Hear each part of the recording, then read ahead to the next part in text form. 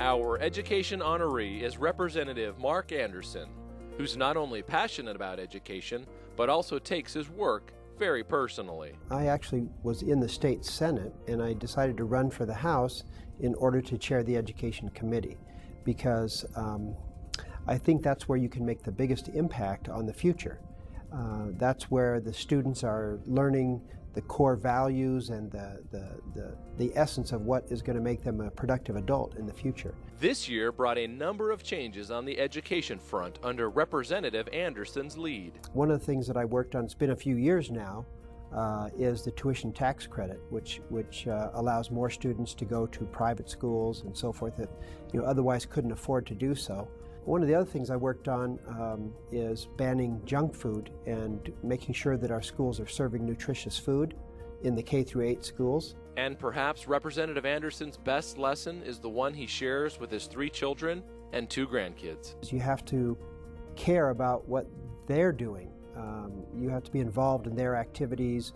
You have to interact with them on a daily basis. You have to be a good example and be involved in their lives. That's the most important thing. Congratulations. Our technology honoree is Senator Bob Burns. As the Senate Appropriations Chair, he gets a lot done, but some may be surprised to know that he's a leader at the Capitol in lobbying for business intelligence technology. Well, I guess it's kind of hard to measure the achievement. We're in obviously a severe down cycle in our economy, and I think that the business intelligence becomes even more critical at this point in time.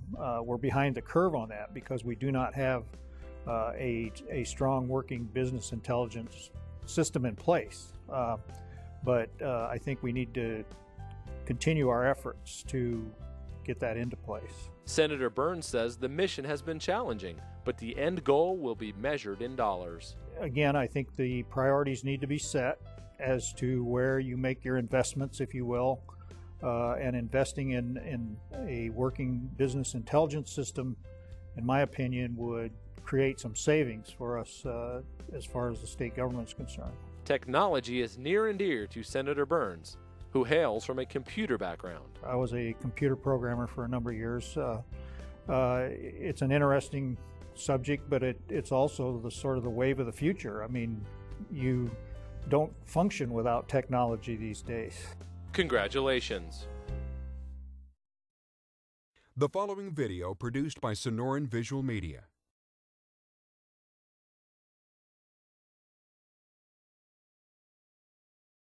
Our Lifetime Achievement honoree is Senator Jake Flake.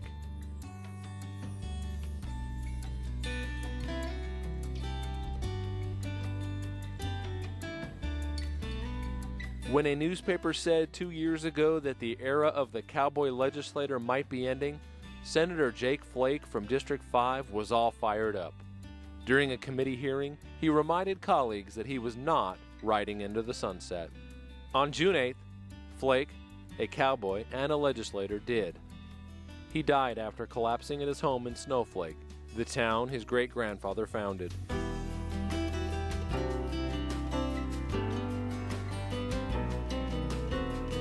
Senator Flake established a reputation of being a common-sense lawmaker who brought a cowboy's eye to the Senate chamber. Born on August 4, 1935, at the home of his parents, Gerda and Virgil, Franklin Lars Flake was a rancher his entire life. His father nicknamed him Jake when he was a baby. The name stuck. In 1959, he married Mary Louise. Together they have 13 children, 55 grandchildren, and 1 great-granddaughter. Politics runs in the Flake family. Jake's nephew, Congressman Jeff Flake, said he has been elected and re-elected to his post largely because of the good name established by the Flakes before him. Around the Capitol, Flake spoke with a deep, mellow voice and with a country drawl, and wore a huge folksy smile. Always cordial, he never raised his voice on the floor.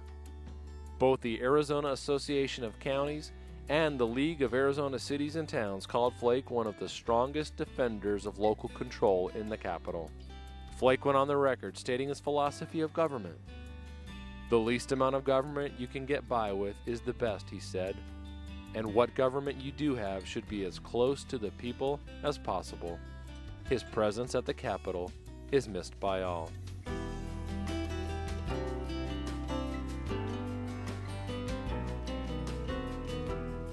Our Lifetime Achievement honoree, Senator Jake Flake.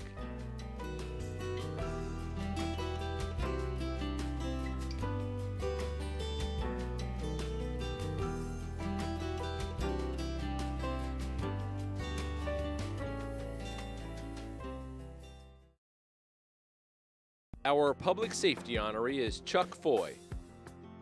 Chuck is a former Peoria police officer who now lobbies for the Arizona State Employees Association, CWA. The best part of my job is working with people, and it's working with not just legislators, it's working with members, it's working with their families, and it's seeing that light at the end of the tunnel that says that public employees are valued and that they have a significant right to be at the table. This past session, he spent a lot of time at the Capitol fighting for legislation to help government workers. We were able to pass legislation that guarantees Arizona State hospital workers, those on the front lines dealing with the seriously mentally ill, to be able to have some of the same protections that folks in the law enforcement and firefighter world have, in that if they're attacked or assaulted while they're on duty and there's a bodily fluid transfer, then they're entitled to the same testing rights as those in the regular public safety arena. Word of this honor came as a surprise to Chuck.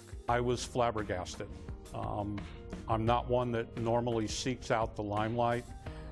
If I could take anything from this, it would be that maybe public employees are now a little bit more in the limelight. Congratulations.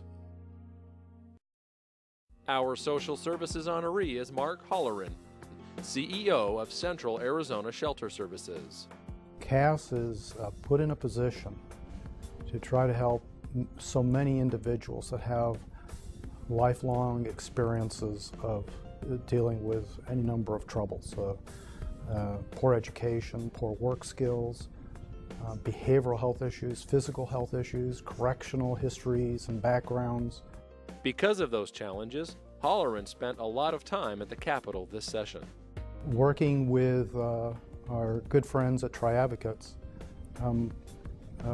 we attempted to acquire more state funding for homeless services statewide. Mark says the best part of his job is helping clients. And I've had any number of places where I showed up at a video store, at a dry cleaners, and people recognize me and they say, you know what, I stayed at CAS. And I go, wow. So they're out there, they're silent, but I know that we're being successful and that we're adding value to the community as a whole. Congratulations. Our business honoree is Eileen Klein, who is Chief Operations Officer for United Health Group and who chaired the Arizona Chamber of Commerce and Industry's Public Affairs Committee. Last session, I worked with the Arizona Chamber of Commerce and a number of other business groups so that we could consolidate and amplify the voice of business at the Capitol. And we worked very hard to carefully select an agenda that would help not only support business and the ability to grow, but also make sure that the state's economy was poised for the long run, especially right now during this time of a downturn. Eileen says her biggest success was achieving more unification for businesses, but at times, it was challenging. The biggest challenge we face is in having everyone understand business. I think that many policymakers, when they make decisions, obviously are trying to be helpful, and it's important that business help educate them on the potential economic impacts and then the potential impacts to certain business segments in particular. So depending on what decision they make, we want to be sure they're well aware of all of the potential implications. In addition to the Chamber, she also co-chairs the Arizona Business and Education Coalition School Finance Reform Project and serves on the ELL Task Force. Both Benton Davis of United Healthcare and Dr. Rodney Armstead of AmeriChoice have been stalwart supporters of my public service, and it has made for a very rewarding career aside from my day-to-day duties to make sure that I'm able to stay involved in public service. Congratulations. Our unsung hero honoree is Amina Donna Kruk, a tireless advocate for the Arizona Bridge to Independent Living. And the majority of our board and administrative staff and direct service staff are all people with disabilities themselves or family members of people with disabilities. So that makes us different right away in that we really understand from the inside out, and we just have a bunch of programs that assist people to live independently, to achieve their goals. ABLE has a number of programs to help those with disabilities transition from nursing homes and long-term care facilities back into the community. And I have resources available and support available and a fantastic staff available to mobilize to help make these changes. I mean, none of them can be done alone. It takes more than one person. It's pretty clear Amina loves her job and helping others who live with a disability and struggle with the systems that help them. I am a licensed counselor. I worked in the mental health field. And now I have a job where it's okay to have the disability because I really need to have it to do my job. That's really different. It really changed my life, and I didn't know that was going to happen in my life. So, I mean, I really want to say to people, you don't know. It's just great to follow your passion. Congratulations. Our Arts and Humanities honoree is Senator Barbara Leff, a fan of the theater and ballet who believes education plays a vital role in shaping an arts community. I think the arts really represent the soul of a community.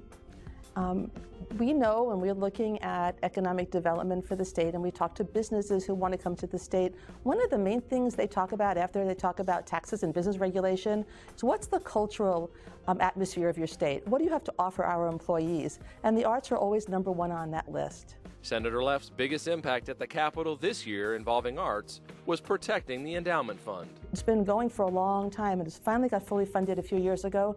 And our goal after that was to make sure that we protect it so that we would have the interest from that fund to be able to support the arts in our community.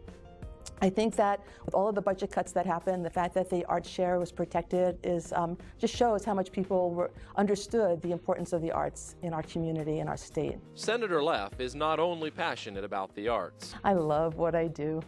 I love being in the legislature. I love being able to impact good, solid public policy.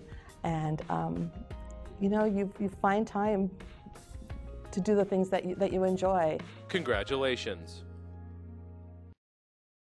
Our government honoree is Jan Lesher. In the past 2 years, Jan set out on a mission to modernize the agency. It was a challenge since it involved numerous agencies and employees. We'll make the calls you need to find the other state agencies to help you do what you need to do to run business in Arizona and not to sometimes dig through that labyrinth that can be government. And we hope that that's our job and that we can accomplish that. A major accomplishment in modernizing the Department of Commerce has been moving the Research Administration Division. Working with the director of DES, Tracy Waring, and all of the folks in that division who were at DES, and I find that moving a division from one state agency to the other, particularly when there's a lot of links and connections to the federal government, is not quite as easy as I thought it would be going into it. But that has happened. While Lesher is being honored for her work with Commerce, she has since moved on to a new post as Chief of Staff for the Governor. So what I really hope we can do is to make sure that we're finding a state that's not only, that we're building the state or continuing to build it so that it's not only beautiful and has all the natural resources that it has,